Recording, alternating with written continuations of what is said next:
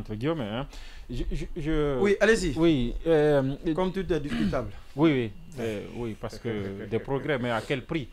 Je vais dire, par rapport à cette histoire, vous savez, il y a le syndicaliste qui soulève un point qui est très important. Lequel?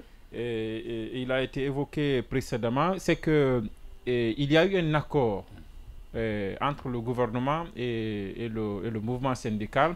Dans le dit accord, entre autres, il a été question de l'emprisonnement des syndicalistes. Et donc, le gouvernement a pris un engagement. C'est-à-dire qu'on a une loi, nous, à côté, la loi sur la liberté de la presse, qui n'envoie pas le journaliste forcément en prison, même s'il y a des exceptions.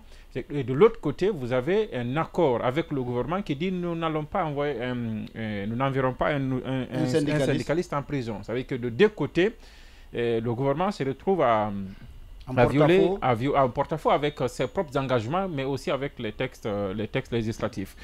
Il y a cet aspect qui est à soulever. Maintenant, la question qui se pose aujourd'hui, quand on sait tout ce qui s'est passé, quand on dit que le gouvernement devait rencontrer le mouvement syndical et qu'ils se sont rencontrés, après qu'ils sont quittés à queue de poisson, ils ont claqué la porte, on peut tout dire, mais après la question qu'on se pose, c'est celle que vous avez posée en dernière position, et celle de savoir quelle est la suite, qu'est-ce que le gouvernement va faire. Maintenant, à ce niveau, on se souvient quand même de ce que le mouvement politique, et les acteurs politiques et sociaux, à un moment donné, avaient demandé ça au gouvernement quand Sako était en prison. C'est Abdoul Sako. À un moment, Abdoul Sako aussi avait été mis en prison à la veille d'une rencontre avec les autorités. Et donc, les acteurs sociaux et politiques comme condition à l'époque. Et ça a été obtenu d'une manière ou d'une autre. Cela a été obtenu. Et de l'autre côté, on a vu aussi que... une libération qui a provoqué une cassure. Oui, mais ça a été obtenu. Au sein du gouvernement. Non, c'est pour ne pas que quelqu'un vienne nous dire que c'est pas possible, parce que c'est une question de droit. C'est pourquoi j'ai posé la question de savoir est-ce que le ministre de la Justice était là. Donc, ça a été possible à ce moment-là. On a vu aussi comment Ibrahima Diallo et autres ont été libérés. On vient leur dire, bon, on ouvre les cellules, on dit rentrer à la maison. Après, le ministre de la Justice dit qu'ils ont trouvé un aménagement pour eux. Et sans audience, sans procès, le ministre de la Justice a pu trouver, entre guillemets, des aménagements pour des gens qui sont en prison, pour les sortir de prison. Au nom de la quiétude. Voilà, au nom de la quiétude sociale. C'est ce qui a été brandi. Exactement. Donc, il y a eu ces deux aspects-là. Et je ne pense pas que ce serait...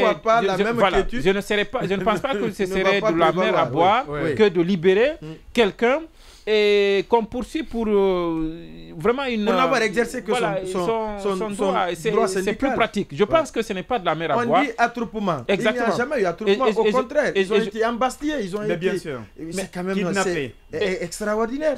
Et donc, avoir programmé un attroupement. Exactement. Et donc, il y a ces aspects-là que moi je soulève pour dire que, parce qu'il ne faut pas qu'on nous sorte à la télévision ce soir-là, en réaction à ce qui s'est passé, pour dire non, c'est une question de droit, c'est ça et ça. Il y a deux exemples. Il y a deux exemples où le gouvernement nous a montré. Il y a même trois. Quand le CNRD est venu, les gars ont été sortis. Les gars étaient sortis. Mais Ibrahima Cherif Ba et les autres avaient été sortis. Et donc, on ne nous dira pas, on ne nous brandira pas cet aspect. Et surtout que le dossier il est encore en instruction et tout ça. Donc, on peut le mettre, comme ils l'ont dit, à la disposition. Et je rappelle, lorsque la HAC a invité les associations de presse pour discuter de la proposition du Premier ministre, la question a été posée aussi à ce niveau-là pour dire, écoutez, nous sommes d'accord, c'est nous qui avons demandé une discussion, un dialogue avec le gouvernement, mais nous voudrions, pour être à l'aise avec notre propre conscience, que vous nous aidiez d'abord à sortir PNDSA et le mettre à notre disposition pour qu'on poursuive. Et depuis qu'on nous a dit ce jour-là, on verra, ça fait maintenant plus de 2 semaines, on n'a pas aucune réponse. On m'apprend également sur ce sujet que le fait que la délégation des journalistes s'est dirigée plutôt à la primature que d'aller ailleurs, ça a encore durci des choses contre Sékou Jamal Pendessa. Selon des informations que vous devriez plutôt aller soit rencontrer Mori Kondé ou Alphonse Chalorette, mais le fait d'aller voir le PM ça a encore mis du plomb dans l'aile. Non, attention, donc nous ne sommes pas allés directement, on va voir le PM. Donc c'est Molu Condé et Alphonse Alouette qui viennent ça, pas pour eux, et ils le savent aussi déjà, ouais. mais peut-être pour ceux qui nous écoutent, je ne sais pas, la voix est un peu bizarre. Et qu'on appelle, ce qui a été fait, c'est que nous, ce sont les religieux que les associations de presse sont allés voir, aller dire à l'État que nous voulons discuter avec lui pour qu'il nous dise c'est quoi la sécurité nationale. Et c'est à partir de là que la primature a reçu donc, comment on appelle, les plaidoyers des religieux, et nous sommes venus à la rencontre à répondre à une invitation de la primature. Nous pourrions aller voir le ministère de l'administration du territoire ou le ministère de la justice, mais est-ce que vous devez vous reprocher d'être allé voir le premier ministre? D'ailleurs, non, mais pourquoi d'ailleurs on serait parti voir le ministre de la justice ou le ministre de l'administration du territoire? Les gens se donnent beaucoup de rôle dans les histoires, beaucoup d'importance dans la chose. On sait pertinemment que pour la question de Sékou Jamal Pendessa, ça aussi, il y a eu des témoignages. Il y a des gens qui en font leur combat personnel. Et puis, le délire avec ça, au temps du président Alpha, par exemple, parce que c'est ce que je connais de mieux, je ne pourrais pas parler de Sékou Touré, il y avait des situations où, quand on a dit, par exemple, à Damantan qu'il a dit que les gens introduisaient les balles dans les corps et autres, là, il avait mal à l'aise. Et c'est à peine s'il ne voulait pas que les gens ne le disent pas. C'est-à-dire que quand les gens commettaient des forfaitures comme ça, ils ont du mal, ils se gênent qu'on dise que c'est eux. Alors que maintenant, quand des forfaitures sont commises, il y en a qui les revendiquent. Il y en a qui vous disent oui, c'est moi qui l'ai mis en prison, et qui se bombent le torse et puis qui en font vraiment une victoire comme ça. Et c'est comme ça que ça se passe. Maintenant, des gens comme ça, pourquoi on irait les voir? Est-ce qu'ils sont... donc voilà. C'est eux. Non. Bon, je ne sais pas. Oui, c'est la première des choses, je pense qu'on est dans une situation, au fur et à mesure que les choses évoluent, les masques tombent et on comprend davantage quelles sont les implications ou quels sont ceux qui tirent véritablement les ficelles. Je pense que les syndicalistes, le mouvement a accepté de ne pas tomber dans un piège. Vous savez, on est toujours dans la logique de dribbler, de jouer le jeu, d'amadouer les gens. Qu'est-ce qui allait se passer? Vous venez, on va échanger, on discute sur ce qu'on sait déjà.